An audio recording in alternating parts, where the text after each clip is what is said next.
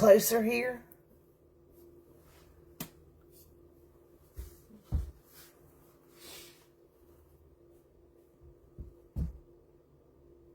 Hey, Teresa. I know you're at the doctor, honey, but that's okay. You're fine. All right, y'all need to see less of me.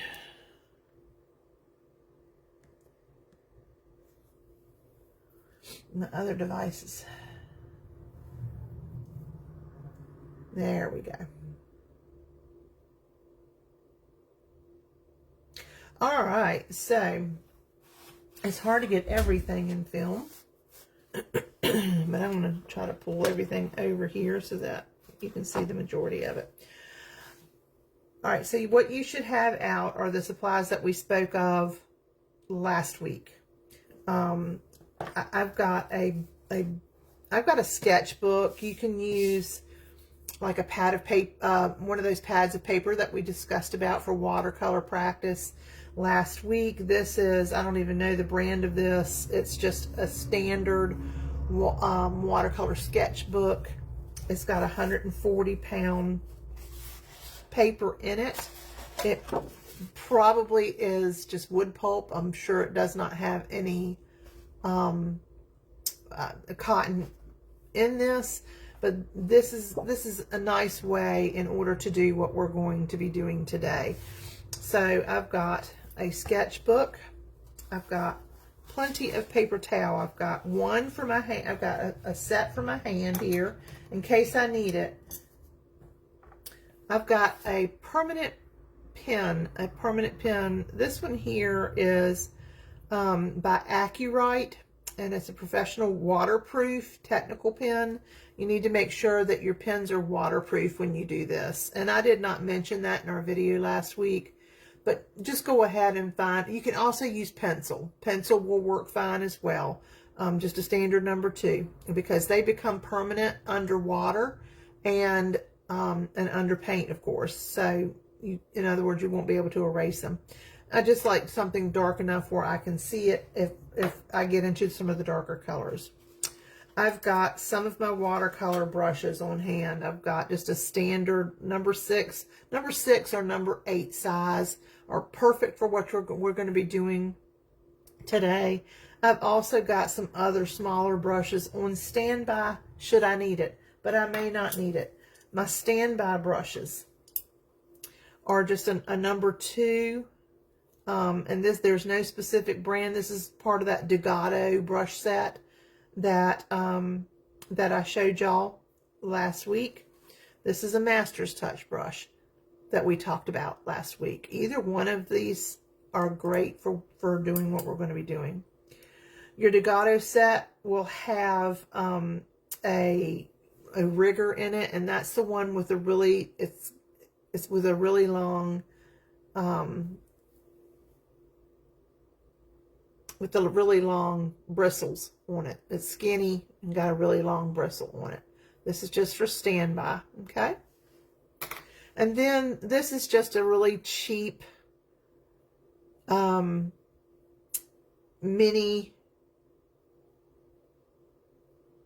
what do I want to call it? Like a technical brush, like just a cheap finishing brush where I want to get in, if I want to get in and do any details that are really fine and minute, require a small brush. So these are just over here on standby. I'm going to keep my number 6 Master's Touch. If you don't have the Master's Touch brand, just use your Dugato brand or whatever you have is fine. All right, I'm going to go ahead and put that in my water. And because I haven't used this brush in a while, I'm going to tap off and get the majority of that water off. And I'm just going to tap, okay, and get that water off. All right, I have my pan of watercolor sets, my watercolor set. This is not the set that I showed you. This is my professional watercolor set, but the process is going to be the same. If you get the set that I shared with you, then you won't have to unwrap each individual paint pan. In some sets, if you get them, you may have to unwrap every single one of them, and it's a royal pain in the bahootie, in my opinion. Some people love it. They act like it's a piece of candy, all wrapped up. Each piece is wrapped up so pretty and tight, but to me, it's so much problems. But anyways, what you would do is if you have a set that you need unwrapped, then you need to unwrap one piece at a time, and in the order in which they're in the pan, you want to write the name of that color down with your pen. So I've got lemon yellow. Hopefully y'all can see my pan here. I have lemon yellow here, and so I'm going to write lemon yellow.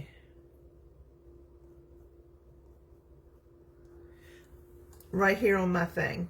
And next to that one here, I have cadmium medium yellow.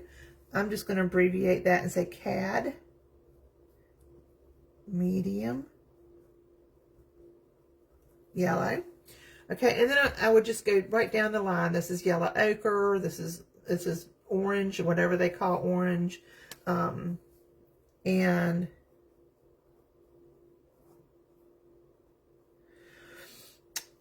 now you can just do it your way, as long as it makes sense to you and how it looks here. This particular set, it came with a swatch card where I could swatch out all of my colors, which is wonderful. But I didn't find my blocks to be as long as I needed them to be, nor did I find the paper that great to work with. So, but you see, it's kind of like in perfect order to my palette there. I'm going to do it this way because it gives me a little bit more room to swatch with, and therefore it gives me a little bit more room to see what my color will do, what my color is capable of doing. I also have, move this out of the way for a minute.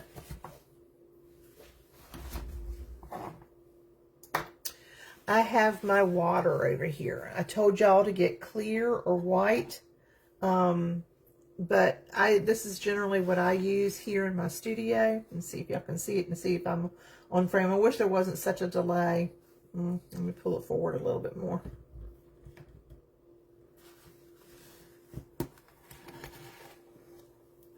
Okay, so this is what I have. I have a paper towel underneath it, and I also have a pipette. Now, you don't have to use a pipette. I just like the way it charges my paints. You can use a spray bottle, and you can get some pretty cool spray bottles at the Dollar Tree and get 2 in a pack for $1.25. But this is a nice one as well. You can get them from Hobby Lobby or any of your art and craft stores. So this is up here at the top of my screen. But generally what I like to do is to take my pipette, or you can use a spray bottle. This is what I do. I take my pipette and I put a drop or two of water in each one of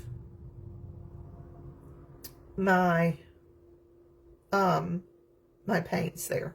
Okay, I just go along and do that. I try to do that about 10 to 15 minutes before I begin to paint, and what that does is it loosens up the paint powder or the paint pigment in these cubes of paint, these trays of paint, so that it makes it available for me to use it. And using a pipette versus a spray bottle is has pretty much a super fine mist to it. I don't know why, but what I find is that it just doesn't break up and break loose that paint in each of these trays as much as I like in my practice.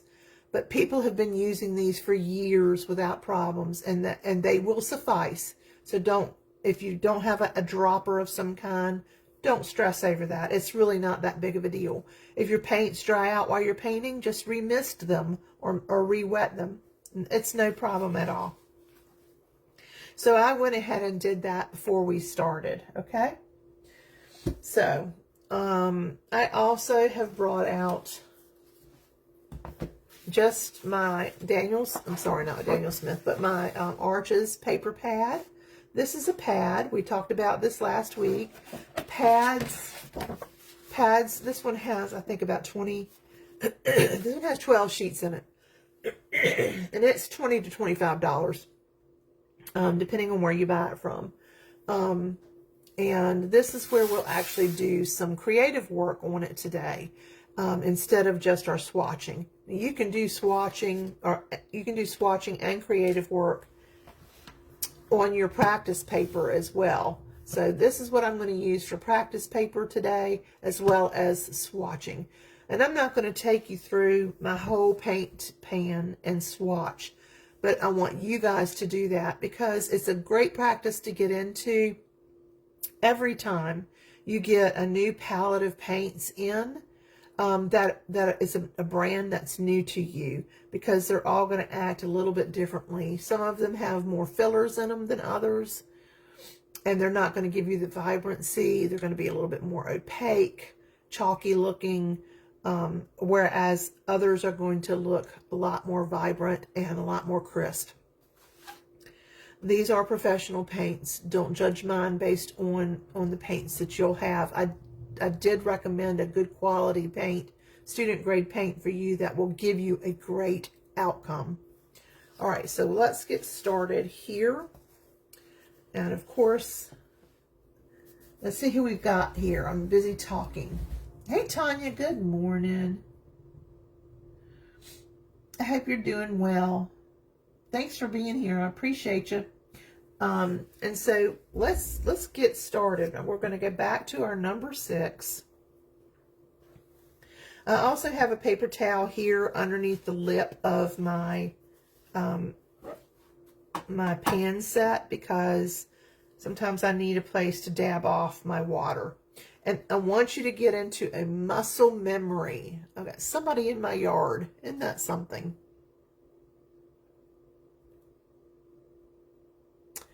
I don't know who this is that's in my yard.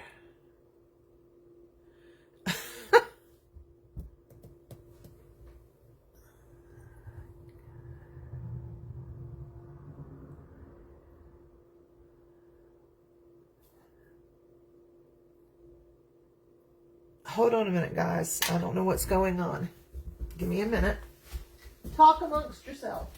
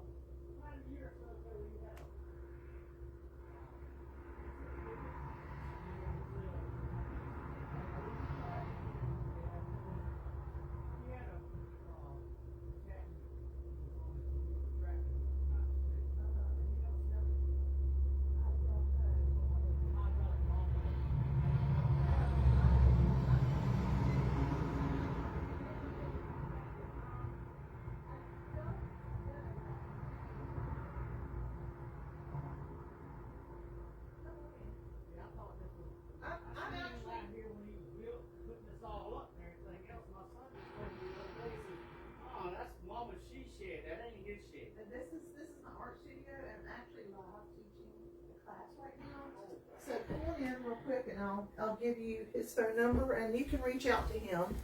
Sure. I've got students online live. If you'll just hold on just a minute. Sure. I hate to interrupt you. Oh, it's okay.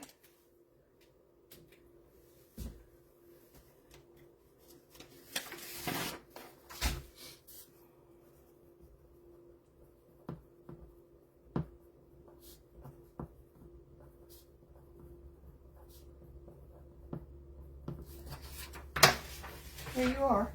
Thank you. You're welcome. That was an awesome fellow right there, Bob Ross. Oh, yeah. Absolutely. Thank you. Have a good day.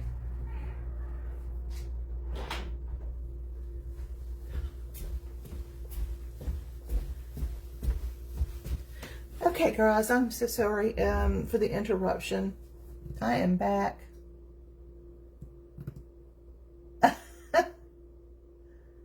Okay, so if you have tubes of paint, let's talk about that. If you have tubes of paint, what you want to do is, I've got an empty palette right here. And I've already started some paints in here, so ignore these. This one came with a card that I could swatch my paints on. Again, I really don't like it. It's slick, it's smooth, it's hard to do. If you will see, I've already squirted some of these paints in here. Okay, and I just opened up my little tube and I squirted some in. And then that's all I did. I didn't swirl them around to make them flat and pretty or anything, because flat and pretty really doesn't make that difference to me. So just squirt a little bit in. If you want them full, you can put them full, but you probably won't use all of the paint or be able to squirt all of the paint into your pan, even if it's a larger pan. So you need to find something like a paint pan to put those liquid paints in. These have been squirted in now for probably about a week or 2 weeks, and they are very dry, but they'll dry within 24 hours. For the most part, they'll dry within 24 hours, okay? So just take, let me show you.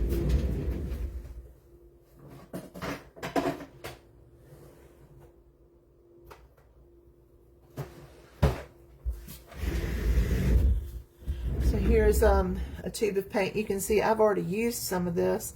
I've squirted some of it out already somewhere. This is a quinacridone rose color. So I would take my permanent pen, if I can find what I did with it.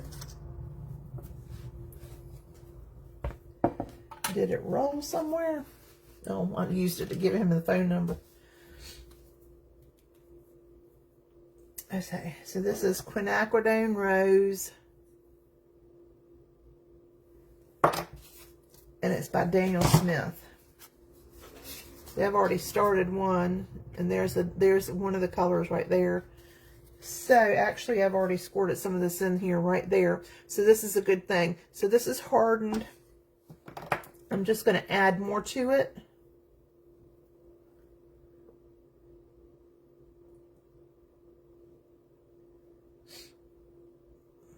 And you can take a toothpick and just kind of swirl it around, and then I'm going to give that 24 hours to dry. If I use this straight out of the tube, what's going to happen is you're going to use way too much paint for what we want to do. We really only want a wet brush and to get some of the, to just be able to lift a little bit of pigment onto that brush. This is very different than using acrylic paint or oil paints. So just give that 24 hours to dry. Okay? So that's all you have to do. And then, of course, label it just like you would have it done. I haven't swatched them yet, but that's how you would do it. You have any questions about that? It's okay.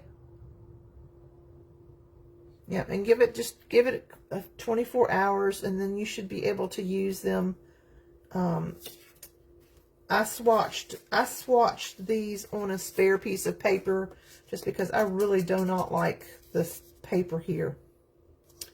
So, and I did this because I used these colors. These are all the colors that are in here. I used these colors in a painting that I was doing. Okay. But see how some of them, the ones they give you, are often very small, and the paper quality is not that great. So once you've done that, then you're on an equal an equal field as the rest of us are, where you can just jump in and utilize your paint.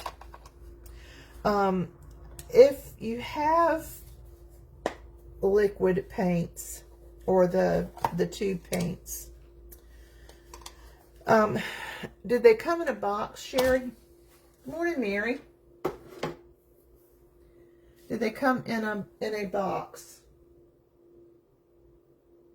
I'm trying to see.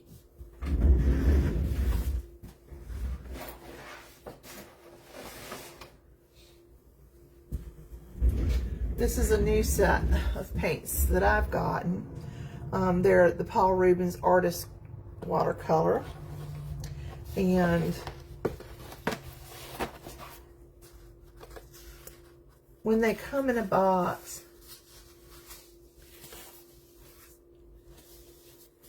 you always want to start with your lighter colors up at the top, and your bottom ones will be your darker ones. And so just leave them in your box, okay? And take and open one up. Or actually look and see. This is Naples yellow, so I would go ahead and label my paper for Naples yellow and go on ahead and squirt my paint into my tubes or into my palette. And I will just go along. Make yourself a sheet like this first, and that way you can go right along, say like Naples yellow. This one is lemon yellow. This one is, we got lots of yellow varieties here. So this one is cad yellow light. This one's cad yellow medium. This one is Indian yellow. And so I would label this in the order that you see them here, and then keep them in this order, so that when you need to refill your palette, like if the paint starts getting low and you need to refill it, you can go right to that area and get the right paint. Okay? So just take your time and make yourself your piece of paper. Go ahead then and take one tube at a time and squirt it onto your palette. I hope that made sense. Yes, each tube will have the name on it. And some of the tubes will have a number or two on them. You can get in the habit of writing those numbers down. That would be a good practice. What they are the pigment numbers that are used to create that paint. So let me see. Cad blue. I'm sorry, not cad blue, but ultramarine blue, or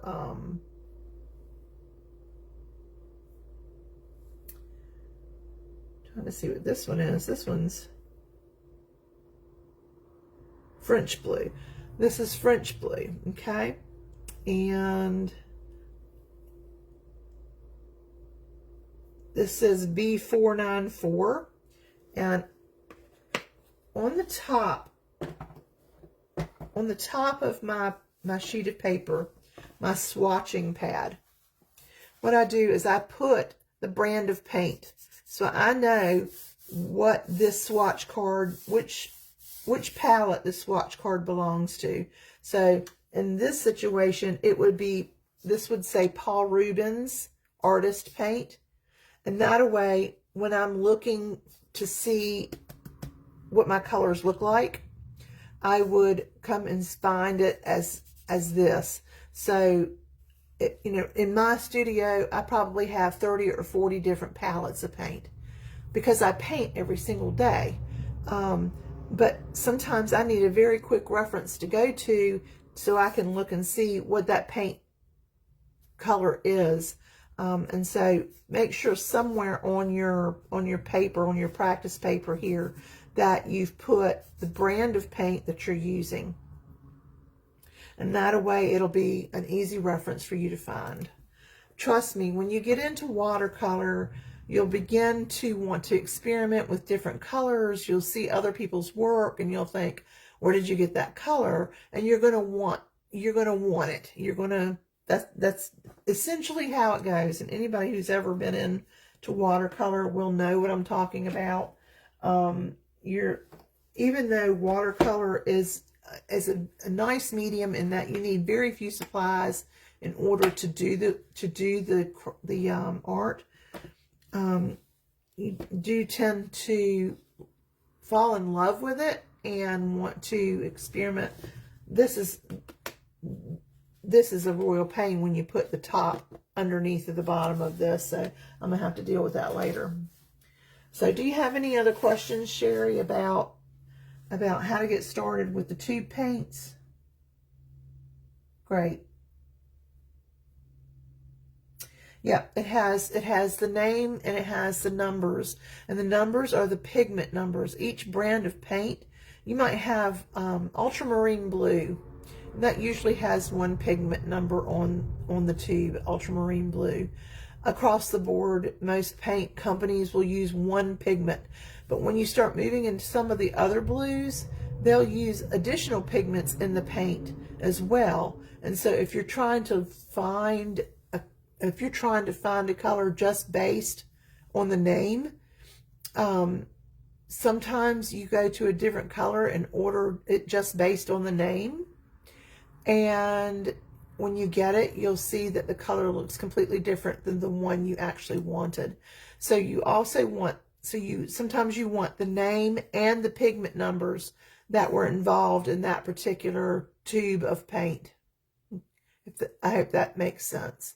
So you can just put lemon yellow and then the pigment numbers that they use to create lemon yellow. Okay? So, good question.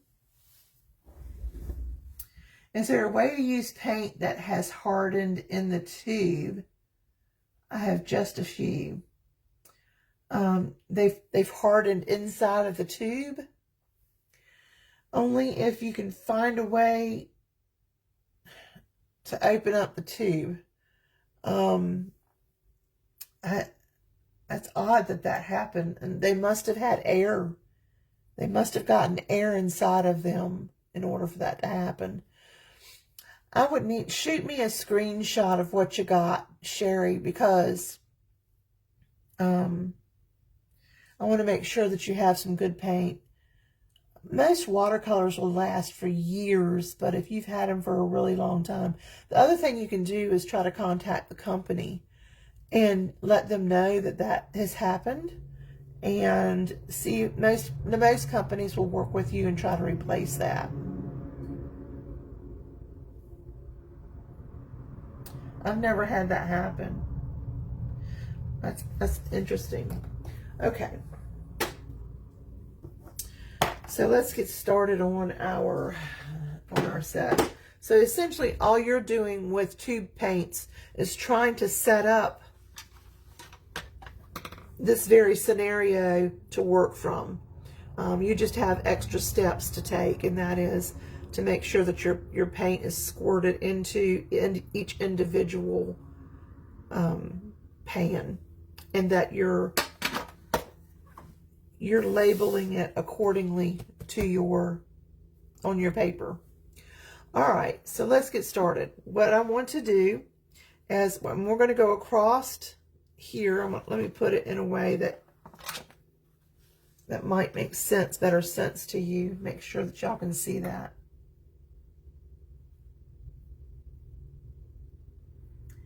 You have some hardened tubes as well. Isn't that interesting?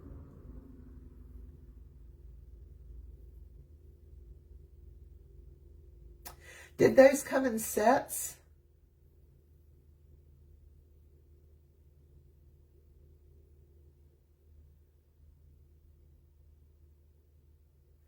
I'm waiting for y'all's reply on that.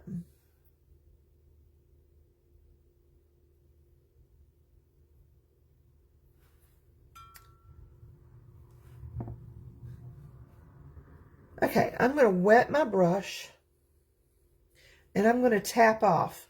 It's really important for this muscle memory, guys, for you to, after you put your brush in the water, that you come back and you tap off on your paper towel. because we've already wet our paints. And if every time you go to that water and then you come to your paint, you're adding more water to that paint. We don't need to do that, because what you're doing is just watering down more and more and more what you're trying to use. Just what you want is a wet brush, and then tap off, and then so that you're dampening your brush. Now you're going to go to your wet paint, okay? And I'm going to go right here, right over my lemon yellow area, and I'm going to lay down some of this paint, and I'm just going to zigzag, okay? Then I'm going to wet my brush, tap off, and then I'm going to come back and do some more. Wet my brush, tap off, and come back and do some more. Now this color is interesting because it stays bright and vibrant, even though I've added more water to it around in this section. But right here, after I did the same thing, you start seeing it to become a little bit lighter. Now, that's not going to happen on all your paints where all of it stays the same vibrancy. Let's try our Cad Medium Yellow. I'm going to pick up some of my paint here. And I'm going to make sure it's not touching the other wet paint. I'm going to move some of that. I'm going to come back and I'm going to tap off. I'm touching the line of paint that I've already put down, okay?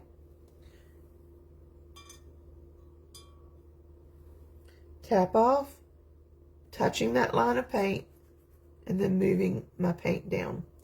So you can start seeing that how bright and vibrant it is here, because I went right to that fresh paint and I put it down.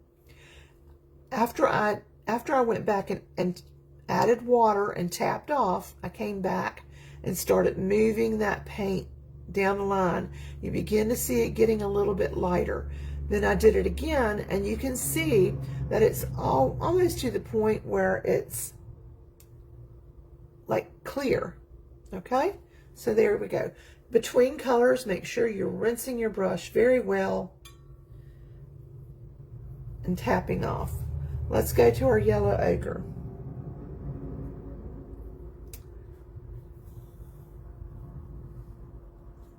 All right, I'm taking my paint.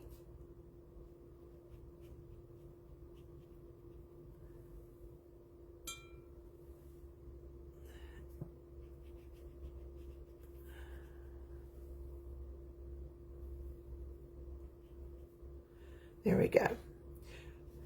So I have a nice warm yellow ochre here, and as I added a little bit more water to it, you can see it lighten as it comes down.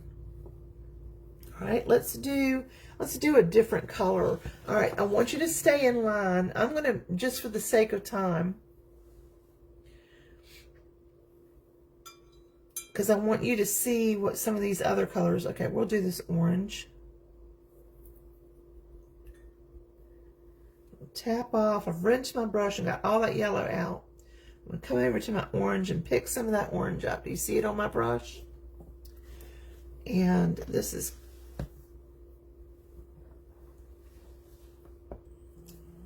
I need more space. Cad orange.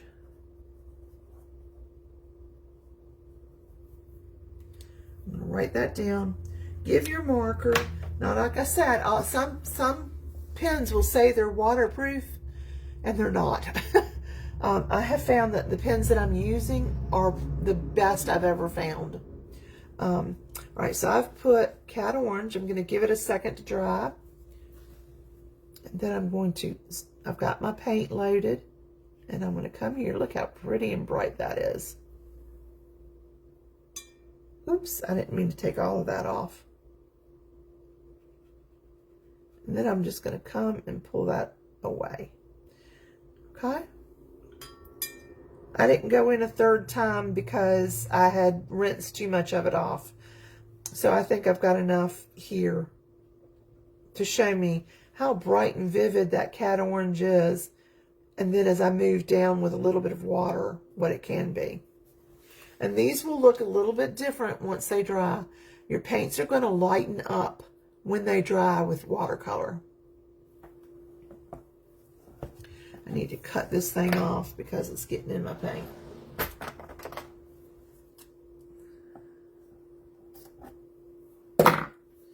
I don't need it anyway, so. Okay. It's super easy to do. I'm a lefty, so I have to turn my paper so that it works best for me. But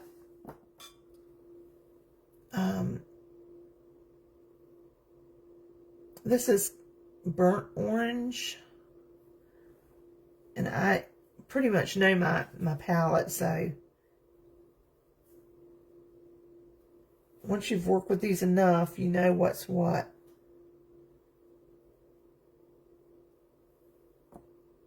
Tapping off. And then just starting and moving that paint downwards. Okay?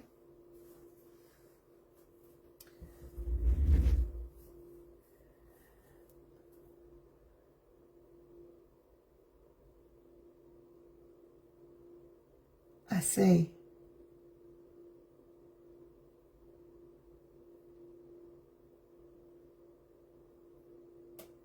I need to put the aside when I set up my palette. I'm not sure what you're trying to say.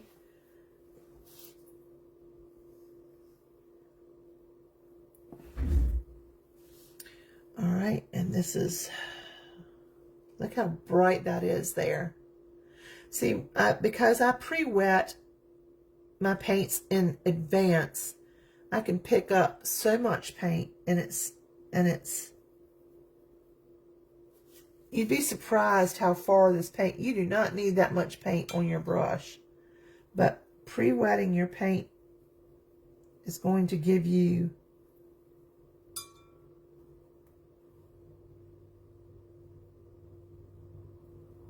a good way to get the most bang from your buck from your palette. I really like using a pipette to wet my paints because I know that I can get a good saturation of color when I pick it up. All right, so that's this is how you do your swatches, and you need to have that available to you, and then just let them dry. If you do it in a book, like I've done it, then just set it aside and let them dry. If you do it on a piece of paper, then just set it aside and let it dry. And that's going to be your reference to go back to once you start painting. Okay? And that's the first time I've used that particular pad of paper or that sketchbook of paper, and I liked it. I need to find out where I got it from. It's not bad for wood pulp paper. It actually went on very nicely. But you want your paper to have a little bit, if you're using cold press paper, which is what I recommend for new students, you want it to have a little bit of a tooth to the paper, so that it's not like silky smooth. Whether you use cold press or whether you use wood pulp.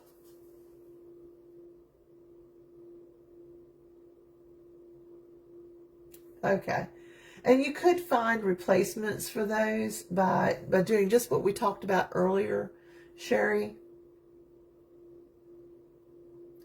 You know, just look at the name and the pigment numbers, if there's pigment numbers, and the brand that you bought it from. Go and see if they have individual tubes, and you can probably replace them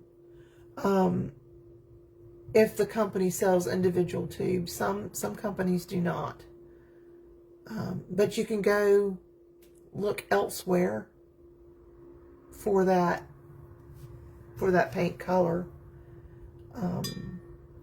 Try Amazon or something like that. Okay, so I've got just my my watercolor paper here. Again, this is Arches. And what I want to do is to kind of teach you a little bit of brush control so that you will feel comfortable in using the tools that you have.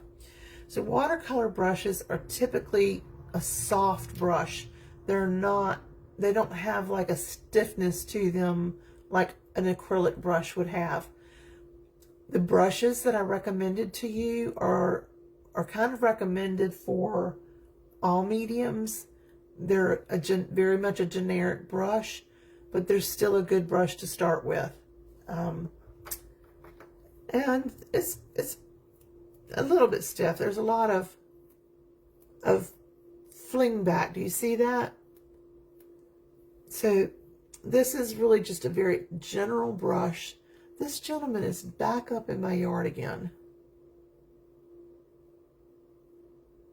And he pulled up pretty far that time.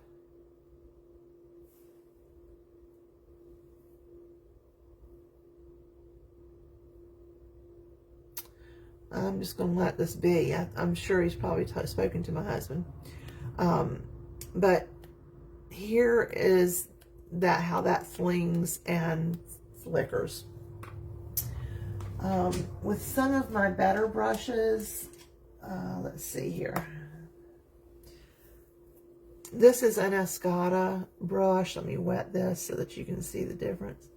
But it has some good flare back, but it's not quite as poppy as the other one as far as that goes. And it'll also kind of bend and keep its shape. Bend and get out of shape a little bit as you do it. Let's see what this one will do. I'm trying to show y'all. Okay, so this one here is super soft. It does pretty good too when it comes back in. But some watercolor brushes, once you use them, they'll stay like this. They're so soft that they'll kind of keep this shape to them. So what I wanted to start you with was something that kept a nice good point on your brush, because you need that point from time to time. But I just wanted you to know this, because sometimes how we work with our brushes is essential to watercolor. And let me kind of show you what I'm talking about here. Got the wrong brush. Go back to my Master's Touch brush here.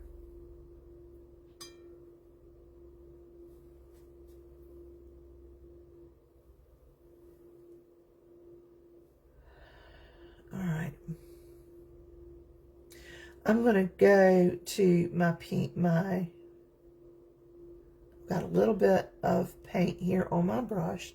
If I got too much paint on my brush and I don't want to start with that much paint on my brush, just tap off. Okay, just tap off. Remember that you're tapping off paint and you're tapping off water. So I'm going to do a couple of little techniques here. I want to start with my brush straight up and down like this.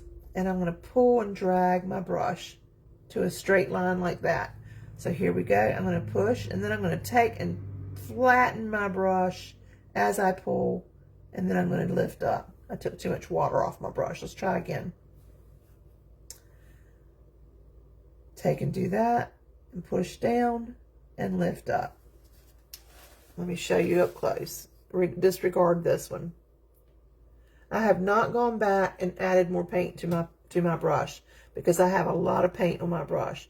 Holding my brush straight up, I'm going to take and move it, and then I'm going to press down, then I'm going to lift back up. I'm going to move it, press down, and lift back up. I'm kind of trailing off back to the tip of my brush. I'm going to start with the tip, down to the belly of the brush, and lift back up to the tip. Start with the tip, belly of the brush, and lift back up. Okay? This takes practice. Let's see what Tanya says. I had a tube like hard, and I unraveled at the bottom and put water in the tube. Let it set for several days, and I was able to get the color. That's good to know. Hi Pam, how are you? So two things here. You can see here, I'm just going to go back. I have mostly water. I have a little bit of pigment still left. I'm going to use this paint.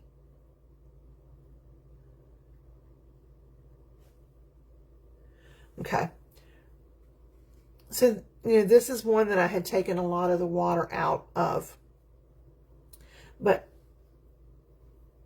using the tip of your brush in some instances is going to help. It's a different feel in the way you have to hold your brush or need to hold your brush when you're moving it along. So start with it, press down, and lift back up. I hope y'all can see. I'm going to do it from an angle and see if you can see it. I'm going to start with the tip, move it, press down, and lift back up.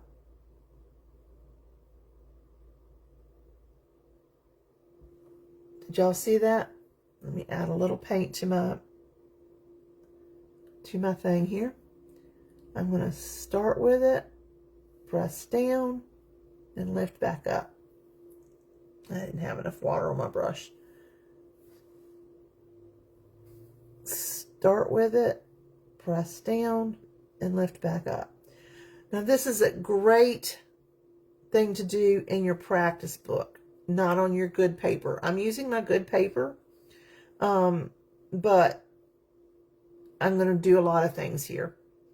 So this is a really good thing to do. We're not worrying about like water saturation. Like here you can see that I had more water on my brush at the end, and that's okay.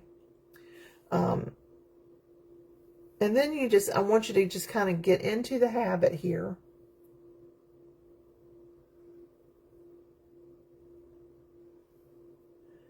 of moving that brush. I want you to just do it freely. Move that brush. Here, you'll see that I'm starting to drag. When you start seeing in these instances that you've got some dry areas in your brush stroke, that means you don't have enough water or paint and or both in your brush. So you need to go back, rinse your brush, pick up a little bit more pigment, tap off, and then come back to your paper. Still don't have enough. There we go. And if you find you don't have enough water in your brush, just go back and put the tip of your brush, not your whole brush, into the water. Sometimes we just don't have enough water on our brush. And every time we put our brush and our belly down, this watercolor paper is cotton, which is very thirsty. And so it sucks that water right out of your brush. And so you'll start seeing this dry technique in your water. And that's we use that to our advantage in a lot of different paintings. But for this practice, you would kind of want to do something that is going to make it work for you. All right, so let's also do something a little different. All right, so you can do this with as many colors as you want to. You can also make some fun circles. Just take a couple of pigments here and just swoosh it around.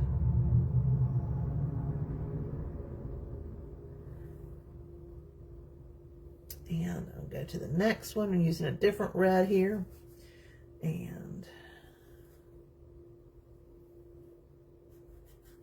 I'm just taking my brush and mopping it into that circle. And this is very similar to the swatching that we did earlier. Pick up a little purple, and I'm going to go right here. Purple is it'll take over.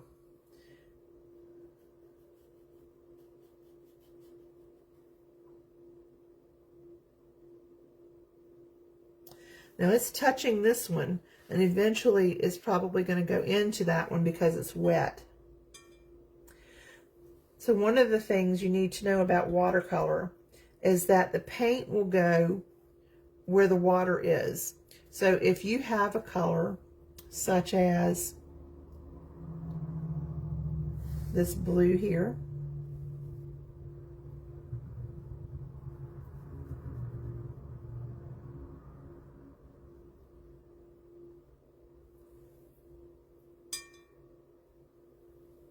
okay, you have that color.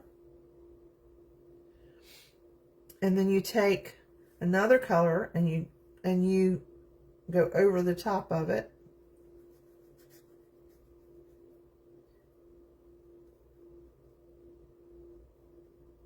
And I wouldn't keep going over it and over it again.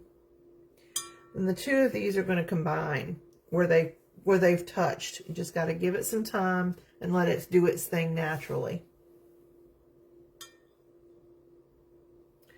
All right, so let's do, I don't want that one.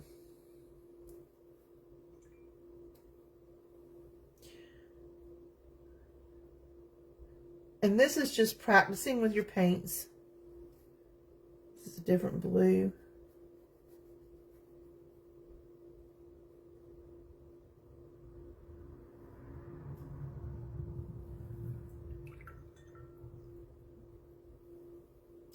And let's try our yellow, our CAD yellow.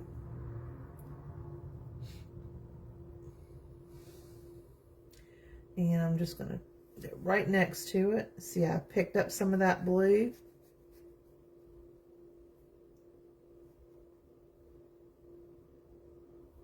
And I've touched it.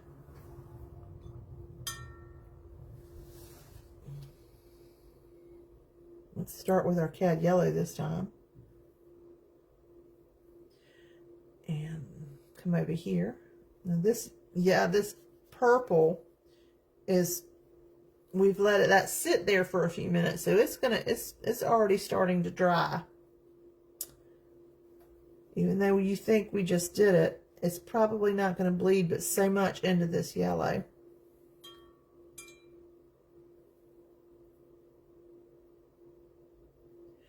Picked up some of my pink. And I'm just gonna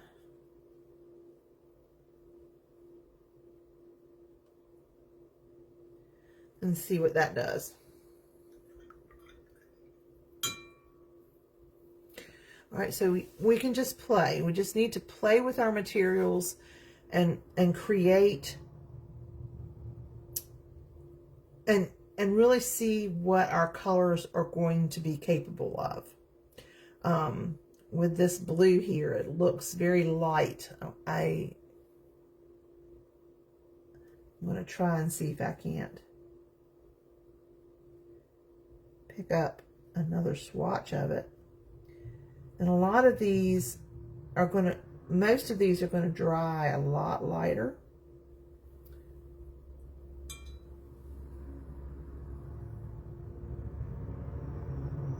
Ooh, I'm picking up a lot of that. If you pick up too much on your brush, you can put some on your palette. Just knock it off on your palette a little bit.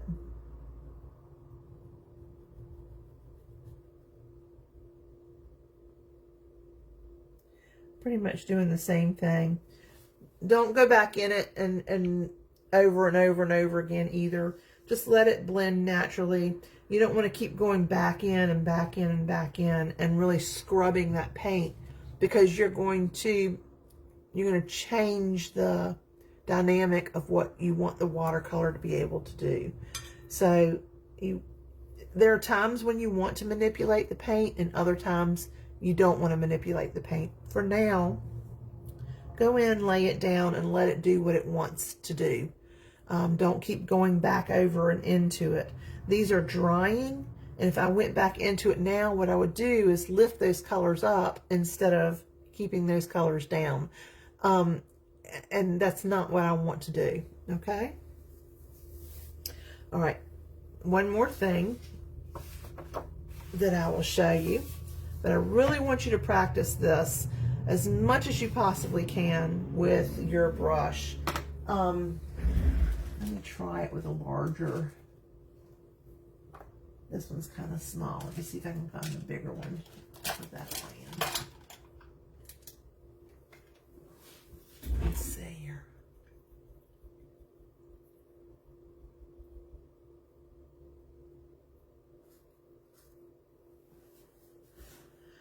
All right, let's see.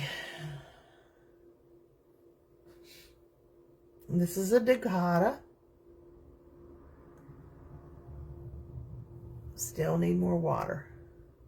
Each brush is going to act a little bit differently. This is because this isn't necessarily a watercolor brush. It's going to release the water that I put in it a little bit differently. So this kind of helps you to get to learn your brush, how it's going to work, and your paint pigments as well. So this works. These do work pretty nicely for beginners.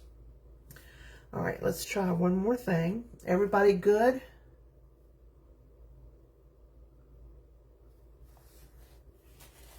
So these are simple things that you can do.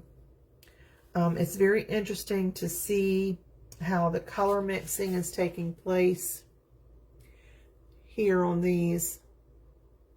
How much lighter they're getting when they dry. See how that's blue has just started moving into that yellow. It's fun. It's fun to do. All right. And when you've had enough of the practice, what you can do is to start with a rose.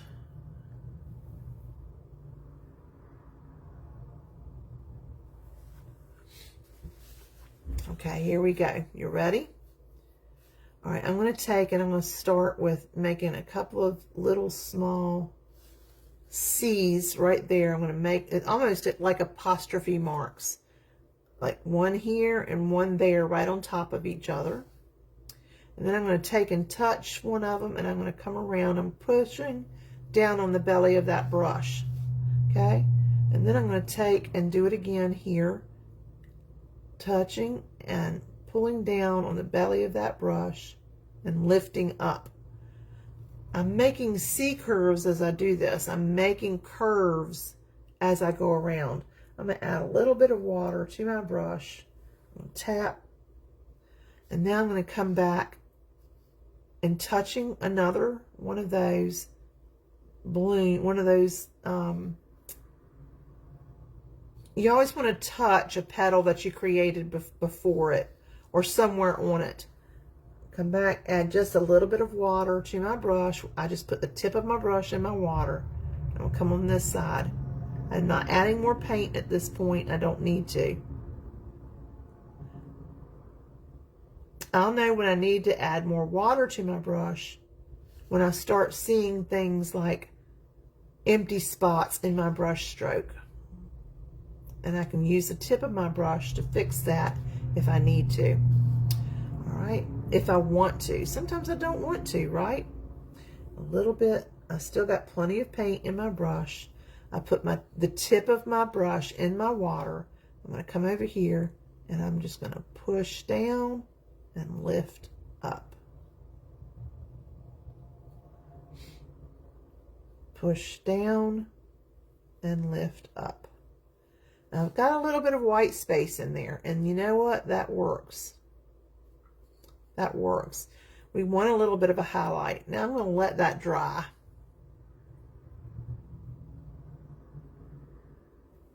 Okay. What I have found is that people struggle more with making these curves than they do with doing that. You're doing this, but you're doing it in a curve. So you're taking and you're using the point of your brush, you're pushing down, and then you're lifting up. You're just making a curve. You're lifting up, pushing down, and pulling that brush around as you do it, okay? Adding a little water to your brush you can come back and fill in those areas where you didn't have paint if you want to. But I wouldn't really worry about that so much, because it really makes a big difference if you, like I said, just leave it alone. Let's get used to the strokes and how we do this. All right, so we have a little rose here that we're going to let dry. I can take, while it's damp, and I'm going to use a smaller brush. I'm going to go to a smaller brush now. I'm going to use a deeper color, and I'm going to go into some of these voids of my rose here, and I'm going to drop, while it's wet, and I'm going to drop some of this darker color. You don't have to do this part, but if you want to do this part, you're welcome to. That center of the rose needs to be really dark. Don't cover up what you've done. You're just going next to it, okay? So don't cover up what you've already put down. We're going right next to it and adding this darker color. Adding in basically a shadow into your rose.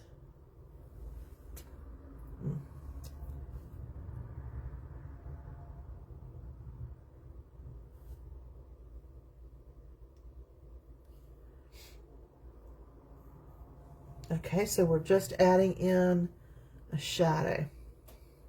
Now I've just got water on my brush, and I'm going to go along the side of that, and I'm just going to let a little bit of water soften those edges if you want to. All right, and then we're going to just let that dry. And that's a really, really simple rose, and you can go back and replay this as many times as you want. So if I wanted to do that here, I would go in and make my center very dark, and then just go in and add a little bit of darkness here. And then I'm going to wet my brush, tap off, and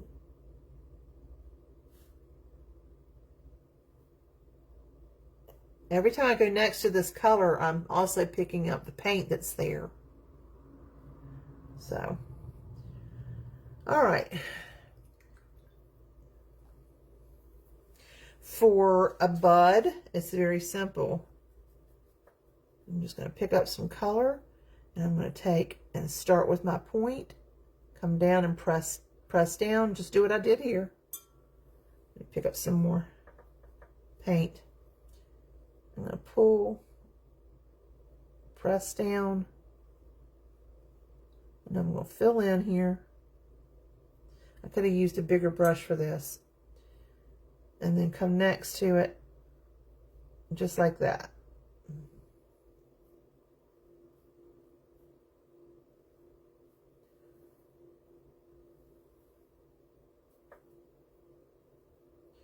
And then you can tap in at the bottom with some darker color. You're just tapping. This is still pretty wet, so it'll carry the paint. That wet paint will carry. Okay. And I'll pick up a little bit of my green here. I'm using a darker green. I picked up some paint now, and I'm offloading it over on my palette. And I'm going to put in a little bit of green, and it's okay if I touch it. Green and red are opposites on the color wheel, but as long as I don't go in and scrub, it's going to blend nicely. It is blending. I don't know if you can see that or not, but I'm not going to touch it. If I touch it and try to work it out, it's going to create a brown muddy color. And I like that the red is moving down into the stems. In nature, you see that. It's oftentimes a little bit of red in the stem of a rose. So I'm just going to add a little bit of of little flare in some of these here. A little bit there. And then we have our bud. So do some practice work like that. What do y'all think? What questions do you have? Was this too much? Was it too little? Is this going to be something that's helpful to you to get started with watercolor? I just really want you to go in and practice these strokes. It's really important. A standard size brush, you know, 6, a 7, a 8, whatever you have will work just fine. But just practice using that brush. A little bit of water on my brush there because you can see in this color a little bit better where I dry brushed at the end. That's telling me that I have more paint than water in my brush. So you go in and just put just the tip of your brush in, and you're adding to that paint color.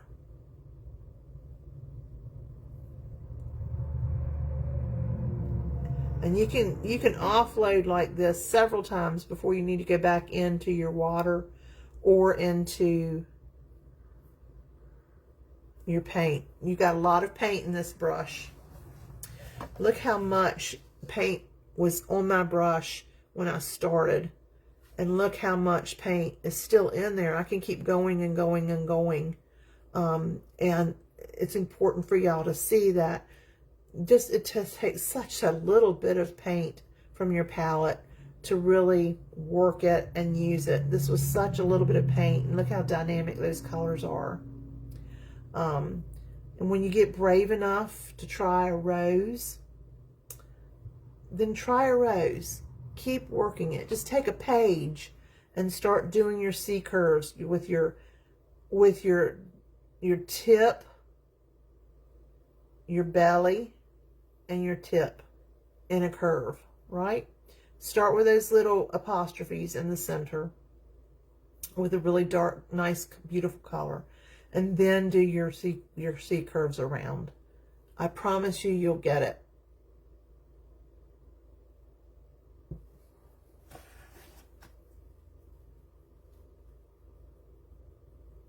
Great, I'm glad to hear that.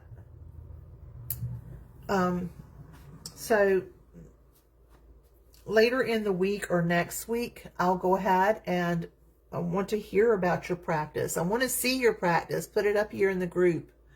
Don't be bashful about that. We all start somewhere. Every day I'm a beginner. I'm trying something new and different because I want to extend my practice. I want to move myself forward, and that makes me a beginner. So don't be embarrassed about being a beginner, because we all are beginners. Every day of our lives we are. And this is very therapeutic. It's just very zen. It's like a calming experience once you're into this. And don't feel like if you have a large palette of paint, like if this is too overwhelming to do in one sitting, then stop somewhere where you know that you can remember the last paint that you did. Look to your reference to see 1, 2, 3, 4, 5, 6. Okay, I need to start with the 7th paint in my palette. You know, just have fun and explore your paint and use your brushes right now. Get used to how they work for you, and we'll get started later on, either this week or next, on creating a nice composition that you can do. I promise you will be able to do. All right, I'm going to turn you around, so hold on. Here we go. Oh my goodness, my hair is terrible. So thanks for joining me. I appreciate you guys, and I hope that this was helpful. And take some time. It'll take some time to do your swatching and so on, but every time you get a new palette, that palette of paint is going to last you a really long time. But every time you get a new palette, it's really helpful to do those swatches and have that available to you. I hope y'all have a blessed day. Thank you so much for joining me, and we will talk to you soon. Oh, you're welcome, Tanya. Thank you. I appreciate it. Love you guys. Bye-bye.